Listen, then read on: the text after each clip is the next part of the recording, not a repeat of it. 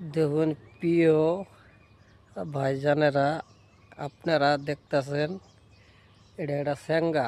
এই যে এই ফুলের গাছটা প্রতিদিনই পাতা খায় এ গুড়াই খেজা তালাশ করি পাই না। তা আজকে পাইছি।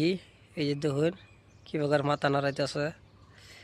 তার পাশে দেখুন এই গাছটা ফুল জিনু যাবার উন্তি।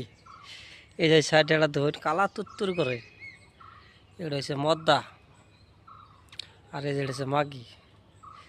অবশ্যই ছেড়ে গেলে দেখতে ভালাই দেওয়া যায়, দেখতে আসুন।